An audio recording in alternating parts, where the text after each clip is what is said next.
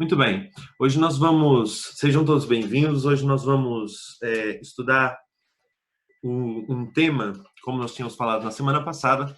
Nós hoje vamos analisar um pouco a estrutura de Daniel e Apocalipse. Nós vamos começar hoje e vamos terminar na próxima semana. Então, na próxima semana nós vamos ter a parte 2 do que é essa estrutura de Daniel e Apocalipse. Nós estamos no tema 4 da nossa série de estudos, né?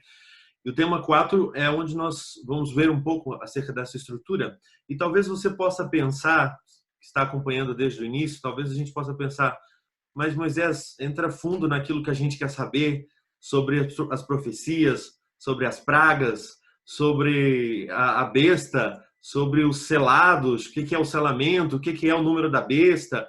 Talvez surja essa inquietação na nossa mente. Só que eu não posso fazê-lo antes, sem antes nós estudarmos algumas coisas importantes para sabermos como interpretar corretamente toda a estrutura do livro, não é? Para que nós possamos, então, termos as ferramentas necessárias para a nossa interpretação, para que a nossa interpretação seja correta. Então, nós estamos estudando e, para nós, é importante nós termos uma noção de que o estudo que nós estamos fazendo não são simples palestras em que, às vezes, nós analisamos isso e ouvimos sobre determinado tema, que é importante, mas, sobretudo, que a gente possa aprender também para ajudar outras pessoas, ok? Então, nós vamos ter e ver algumas ferramentas com relação à estrutura, com relação ao tipo de interpretação que nós devemos dar. Então, antes de entrarmos na estrutura propriamente dita de Daniel, do livro de Daniel hoje, eu gostaria de mencionar algumas questões importantes.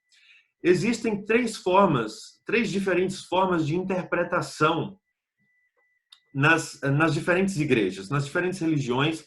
Existem basicamente três diferentes formas de interpretação.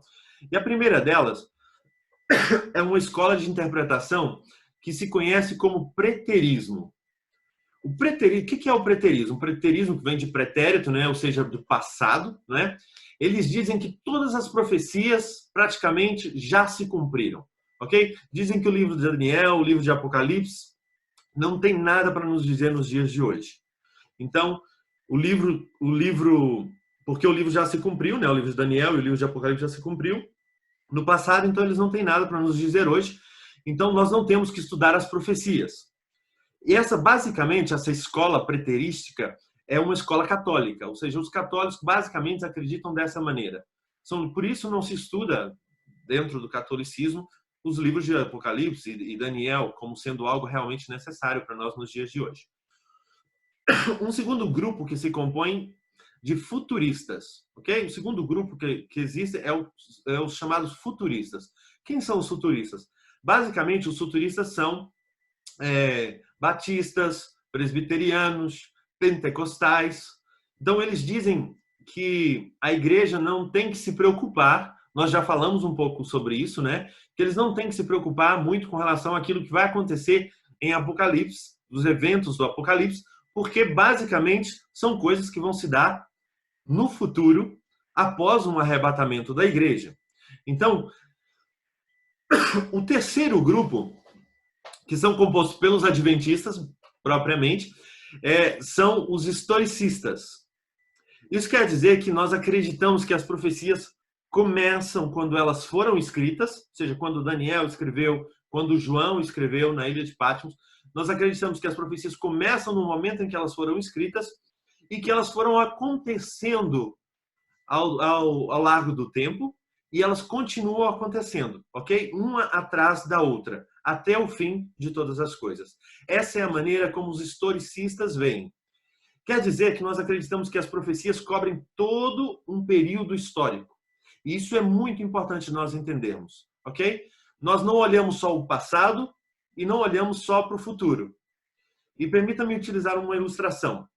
Vamos imaginar um rio, né, que tem o seu manancial, ou seja, onde ele começa, né, a sua nascente, e o mar, onde termina o rio, ok? Então, o rio, evidentemente, ele tem os seus percursos, todos os seus percursos, até chegar até o mar. E os preteristas, eles, no caso de um rio, eles olhariam unicamente para a nascente do rio. Os futuristas olham unicamente onde termina o rio, no mar. Só que os adventistas olham todo o rio, desde a nascente até o mar. Ok? Isso é muito importante da gente entender. E é muito importante isso que nós estamos dizendo. Porque neste momento, e tomem bem atenção no que eu vou dizer, neste momento, existe uma só igreja no mundo todo que explica as profecias desde a perspectiva bíblica historicista. Somente os adventistas do sétimo dia fazem isso. Surgiram ao largo do tempo, depois da reforma, né, de Martinho Lutero, surgiu alguns teólogos que acreditavam também nessa maneira historicista. No entanto, eles foram deixando de parte com o largo do tempo, com o decorrer do tempo, a maioria das religiões adotaram a interpretação futurista, sobretudo as religiões protestantes. Ok, então entrando no livro de Daniel, o livro de Daniel ele tem 4 grandes desenhos, 4 grandes estruturas. Existem outras coisas em Daniel, como a estátua que foi construída e que os 3 amigos de Daniel se viram... foi pedido para que se ajoelhassem diante da estátua. A história de Nabucodonosor, no capítulo 4, em que Nabucodonosor tem uma doença e ele perde o poder. E nós vemos Daniel na cova dos leões. Então nós vamos encontrar outras histórias ali em Daniel, mas a parte dessas histórias nós temos 4 grandes estruturas proféticas que são visões e sonhos que aparecem no livro de Daniel. Existem em Daniel 4 profecias que são paralelas umas às outras e elas seguem a mesma estrutura. Nós vamos repassar os 4 desenhos proféticos para que a gente possa saber exatamente onde é que nós estamos na história e aquilo que falta por se cumprir. O que é que faz falta para se cumprir neste momento? Qual é o momento que nós estamos na história e o que é que ainda falta para cumprir? Então, agora é importante, Daniel 2. Lembra que nós falamos sobre Daniel 2 na semana passada? Daniel 2 é o esqueleto de todas as profecias. Notem bem, não só de Daniel, mas também de Apocalipse. Daniel 2 vai ser o esqueleto de todas as profecias. E você precisa entender Daniel 2 para entender todo o restante. Por isso nós analisamos bem Daniel 2 na semana passada, sobretudo a parte dos pés da estátua. E Daniel 2, ele traz uma estrutura interessante. Nós não podemos ter um corpo sem um esqueleto, e é por isso que nós precisamos de Daniel 2, para vermos claramente o que a Bíblia ensina historicismo, ok? Que a Bíblia não vai ensinar futurismo, não vai ensinar preterismo, mas a Bíblia ensina o historicismo, ou seja, as profecias ao largo da história, uma atrás da outra. E nós vamos repassar então rapidamente e ver os reinos da imagem da estátua. Eu vou tentar projetar aqui a estátua no instante, para que a gente possa ter aqui uma ideia melhor. Só um momento, por favor. Vamos compartilhar aqui. Conseguem ver? Conseguem ver? Alguém me responde, Sim. por favor, que eu não consigo. Ok. Muito bem. Nós temos aí a estátua e nós temos os animais que aparecem depois em Daniel no capítulo 7. Ok? Então, essa estátua, nós temos a cabeça de ouro, que representa o reino de Babilônia, não é? Como nós já tínhamos visto. E o próprio Daniel dá essa interpretação, é importante mencionar isso. O peito de prata, que seria o reino que ia vir a seguir, que viria a seguir, né? que é o reino, o Império Medo-Persa. E depois nós vemos o quadril de bronze, que é representado pelo reino da Grécia. E depois nós temos as pernas de ferro, que é o Império Romano, não é? Vai aparecer aí o Império Romano. E nós depois temos os pés de ferro e barro, que representa, como nós vimos na semana passada, a Europa dividida, os reinos divididos, mas não só os reinos divididos. Representa algo mais do que isso. Representa um poder político e um poder religioso juntos. Ok? Então, isso é historicismo? Claro que sim. Nós, como estamos vendo o historicismo aqui nessa estátua?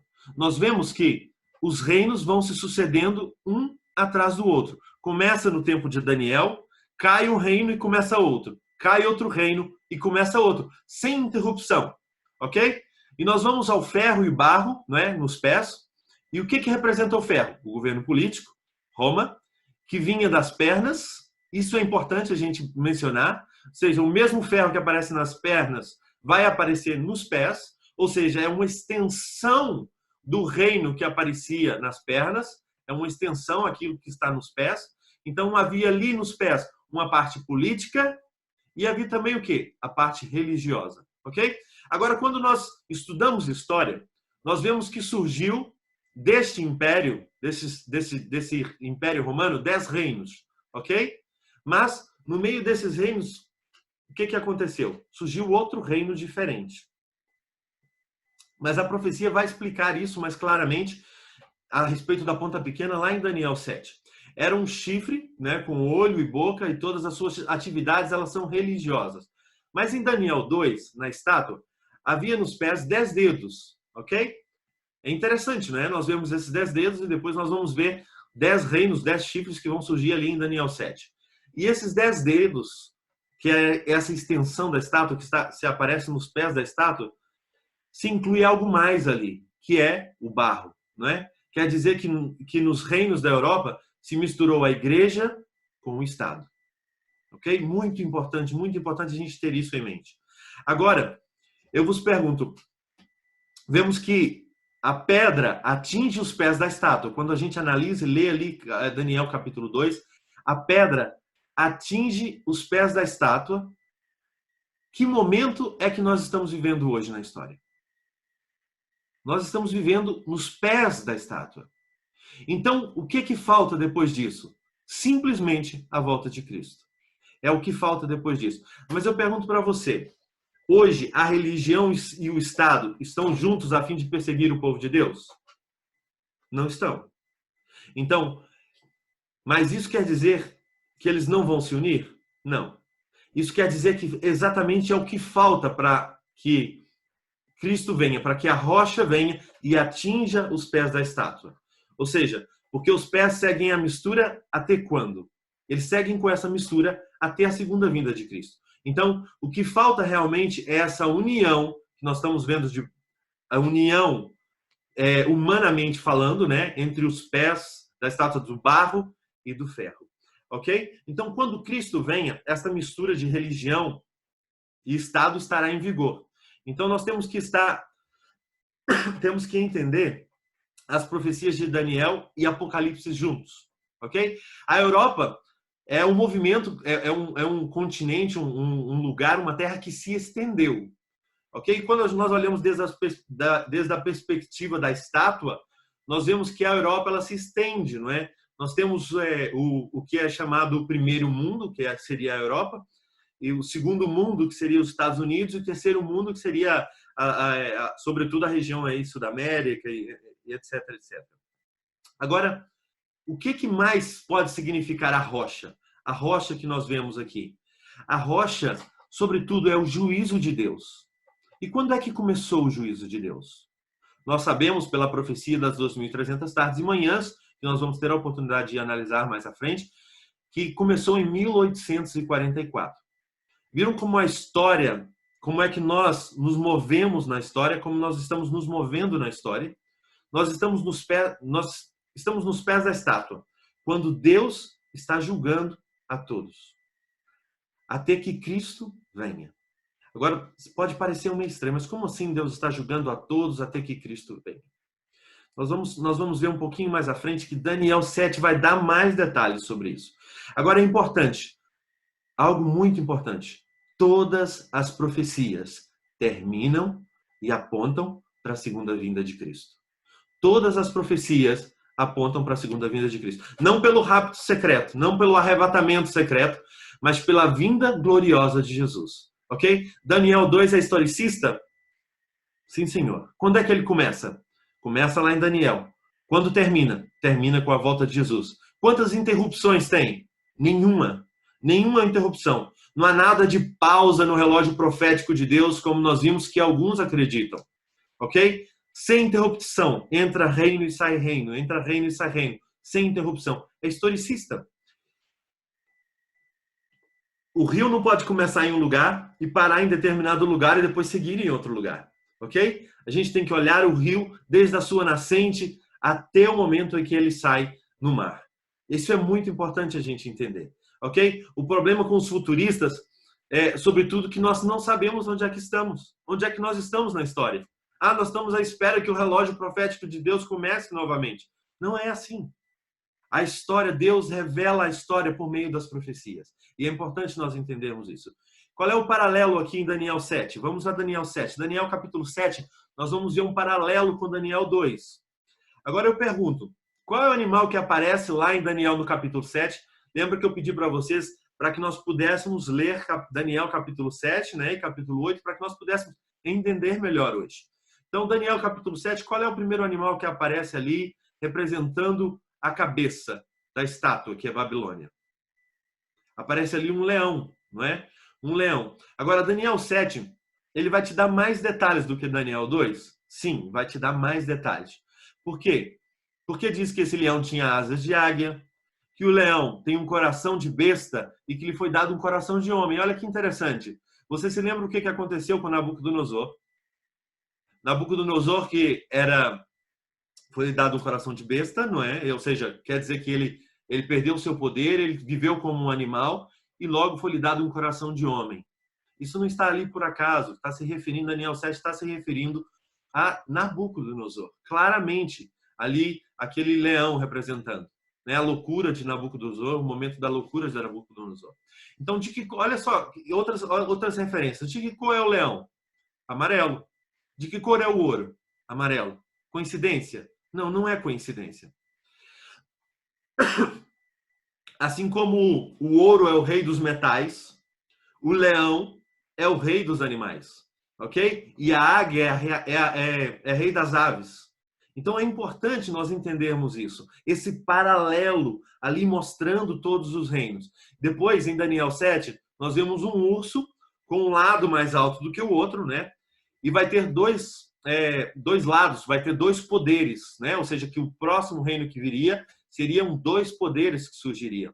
E aí a gente vê os medos e os persas que se uniram e se tornaram um só poder. Ok? Mais à frente nós vamos falar um pouquinho mais sobre os medo-persas. É importante a gente conhecer também a história da humanidade e vemos que esses reinos se sucederam e tinham essas características. Ok? Agora o urso tinha um detalhe interessante, ele tinha 3 costelas na boca. Ok? E depois nós temos o leopardo com 4 cabeças, que representa o Império Grego, né? Que representavam, essas 4 cabeças representavam os 4 governantes que se deram ali no Império Grego depois da morte de Alexandre o Grande, e foram divididos em 4 reinos, ok? E esse terceiro reino que surge aqui, ele tem algumas características interessantes. Ele tinha 4 asas e não só 2, como é o leão, e as asas significam a velocidade, né? Então aqui quando a gente vê 4 asas, é uma super velocidade para estabelecer o reino. E realmente, quando a gente estuda a história da Grécia, a gente vê que Alexandre o Grande, que nunca ninguém na história conquistou tantos reinos em tão pouco tempo como Alexandre o Grande. Ok? Depois surge um quarto animal, que é o dragão com dentes e unhas de ferro. O dragão é uma besta terrível, né? Que aparece ali naquele momento e que representa o Império Romano. Agora, isso é historicismo. Sim ou não? Claro que sim. É historicismo. Está mais uma vez dando a mesma estrutura histórica. A mesma estrutura histórica. E é importante entendermos isso. Agora, algo importante. O dragão ele tem unhas de ferro. Quando a gente lê lá no texto bíblico, a gente vê que o dragão tem unhas de ferro. E por que isso é importante? Porque as pernas e os dedos de ferro representam o mesmo reino. Ok? As pernas e os dedos de ferro vão representar o mesmo reino. Agora, neste dragão, saíram 10 chifres. Lembram dos 10 dedos lá da estátua de Daniel 2. Então, esses 10 chifres, que são 10 reinos, né? Uma extensão do poderoso Império Romano. Aquele quarto animal que significava o Império Romano. Então, ele se divide em 10 reinos, ok? Representado por os 10 chifres que surge na cabeça dessa besta, desse dragão. Então, esse dragão ia se dividir em 10 reinos. Do mesmo jeito como acontece em Daniel 2. E nós temos aqui o equivalente de Daniel 2 e Daniel 7. Agora, aparece aqui em Daniel 7 um chifre no meio dos outros e que domina sobre todos os outros. E é interessante, quando a gente lê isso, a gente pode se perguntar, então, mas por que surge esse reino aqui? Então, quando nós analisamos as atividades desse reino que surge em Daniel, no capítulo 7, a gente vai ver que todas as suas atividades são religiosas. Todas as atividades desse reino que surge são religiosas. E aí nós vamos ver aqui a união da igreja e o Estado. Vamos ver em Daniel 7, mais uma vez, a união da igreja e o Estado. O mesmo que nós vemos em Daniel 2. Essa grande estrutura que aparece em Daniel 2 vai aparecer novamente em Daniel 7, dando mais detalhes. E assim, meus queridos, então nós vemos a mistura da política com a religião. Agora, a Igreja Católica hoje não é a continuação do poder de Roma? Claro que sim. A Igreja Católica hoje é a continuação do poder de Roma. Não tem poder político e religioso? Tem sim. A Igreja Católica tem poder político e religioso. Ok? E agora, vai dominar a Igreja Católica todo o mundo? Sim, vai dominar todo o mundo.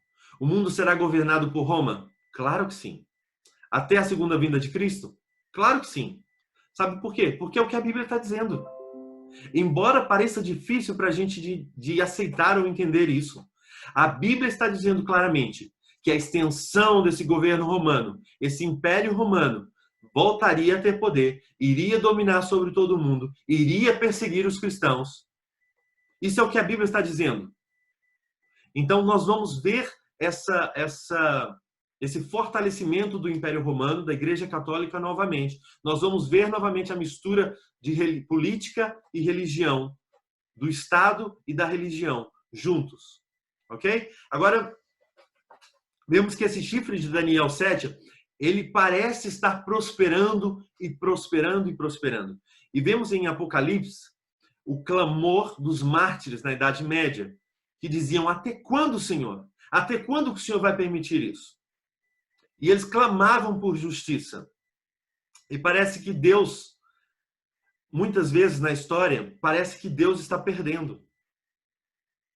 A gente vê o chifre pequeno prosperando e prosperando, e é por isso que nós necessitamos saber qual é o tema central das profecias.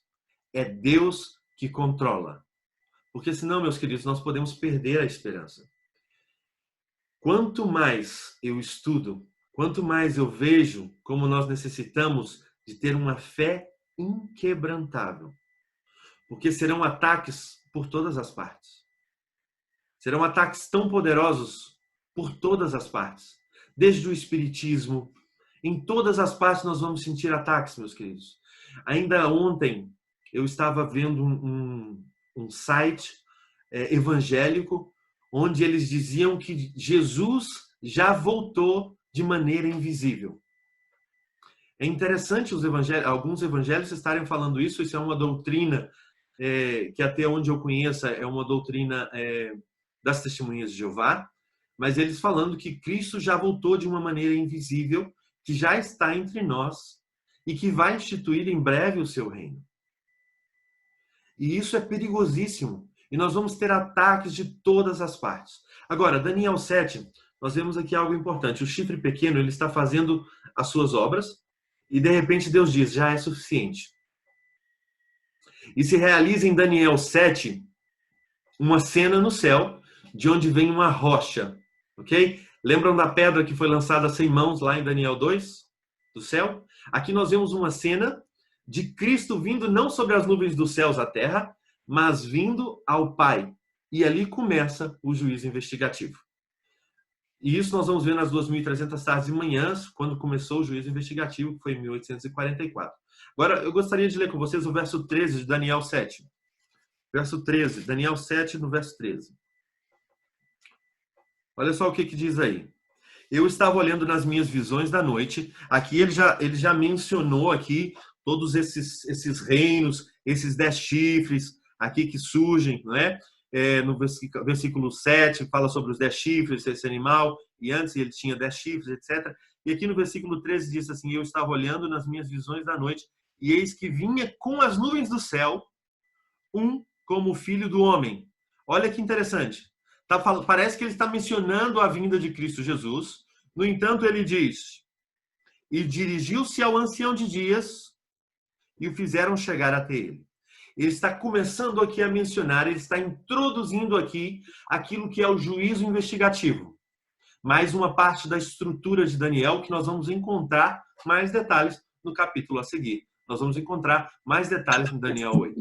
Então, ele está introduzindo aqui Daniel capítulo 8. Ok? Isso é muito importante nós entendermos. Agora, Cristo, nós temos aí um microfone aberto. Já, acho que já. Só um momentinho, peço desculpa. Ok. Então, agora Cristo, ele vai investigar o caso de cada uma das nações, especialmente o chifre pequeno. Ok? Quando se resolve o problema, quando é que se resolve o problema do mal aqui? Deus poderia ter destruído muito bem o chifre pequeno, era algo, parece para nós, humanamente falando, mais simples de fazer, sem um juízo. Sim, ele poderia fazer isso. Mas o que nós pensaríamos de Deus?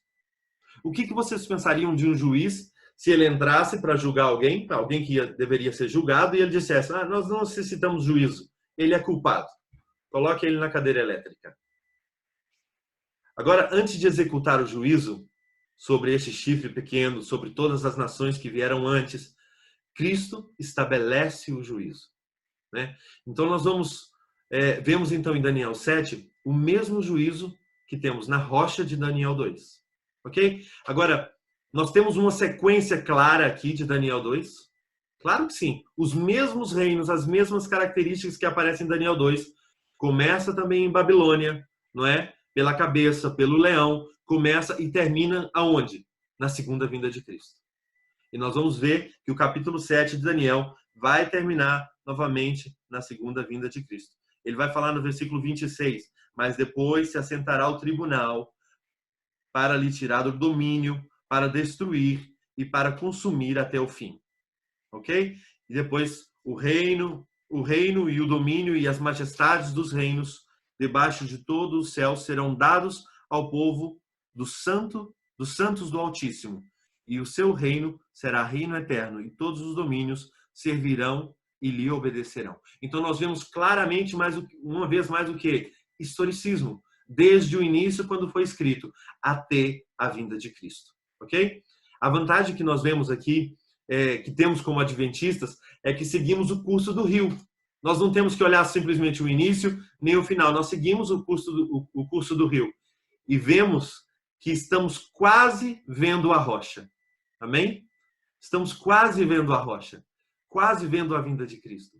Agora, algo interessante. Urias Smith, não sei se vocês sabem quem é. Urias Smith foi um importante teólogo na igreja adventista.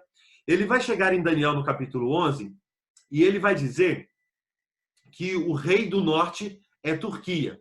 Por que ele vai dizer isso? Ele não teve tempo de analisar todo o esqueleto, como nós estamos fazendo.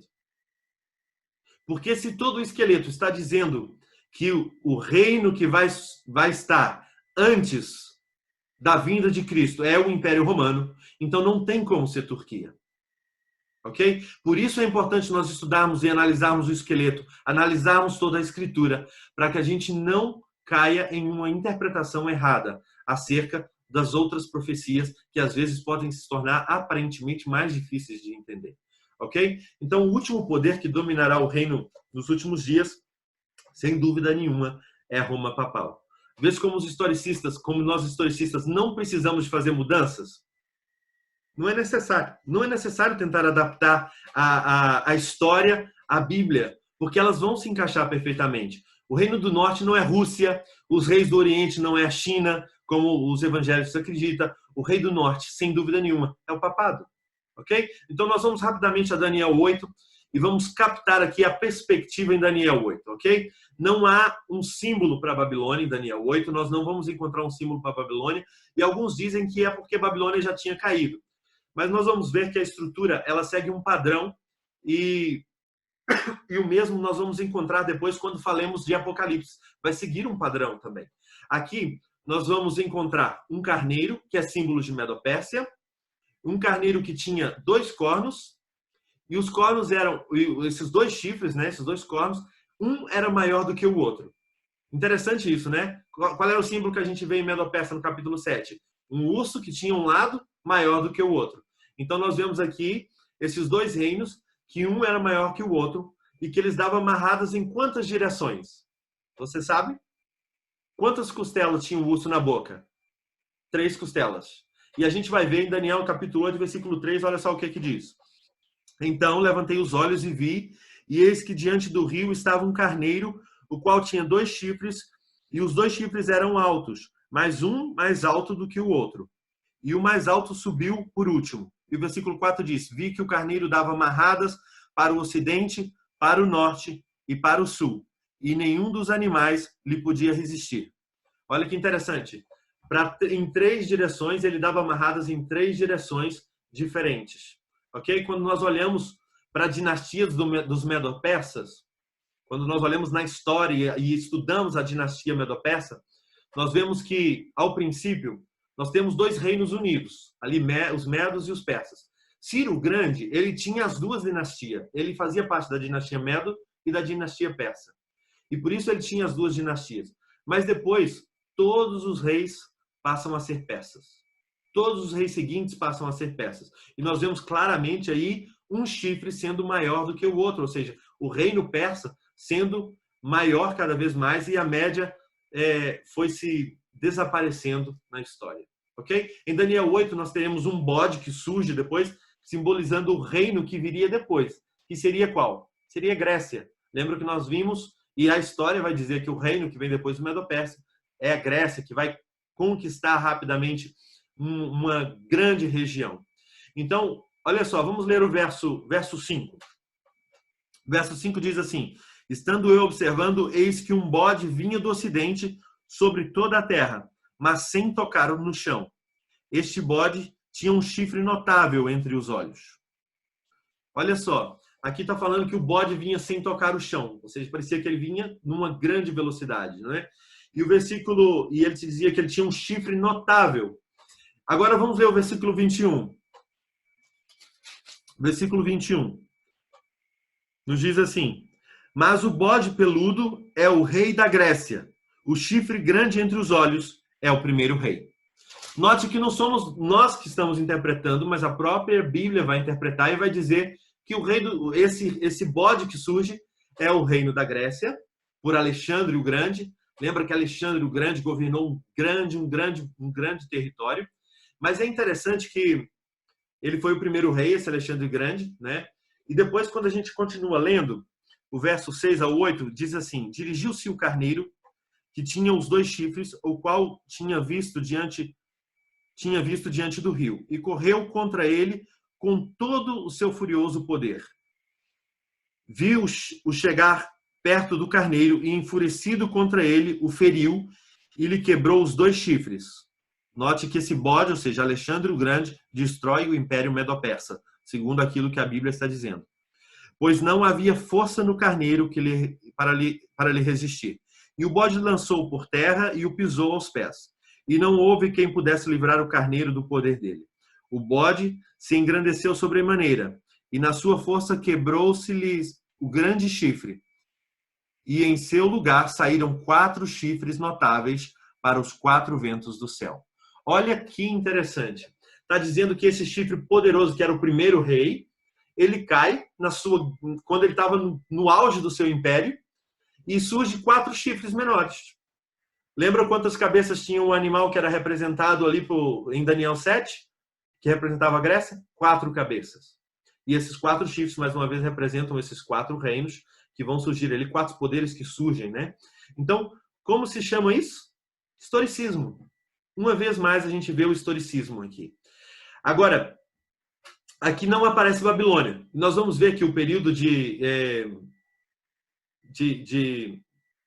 da profecia aqui, que vai aparecer em Daniel no capítulo 8, a gente vai ver uma importante profecia, que é a profecia das 2.300 tardes e manhãs. E ela começa, sobretudo, aqui no Império Medo-Persa. Ela vai começar no Império Medo-Persa. E eu acredito que, para não termos problemas de interpretação, Deus, em sua sabedoria, ele não menciona a Babilônia no capítulo 8 de Daniel. Então, nós vemos o bode que não toca a terra, que tem 4 chifres, e vamos encontrar que dezenas de interpretações sobre esse bode. Em outras religiões, a gente vai encontrar muitas pessoas tentando interpretar isso de maneira futurista, de maneira preterista, ou seja, que aconteceu no passado, que já não diz respeito a nós, realmente aconteceu no passado, mas em determinado ponto da história, assim como a Bíblia nos apresenta. Ok? E isso nos permite ter, o historicismo permite nos ter o real significado das coisas. Daniel, no capítulo 8, nós vamos ver um chifre pequeno que tem 2 períodos, do mesmo modo que o chifre de Daniel no capítulo 7.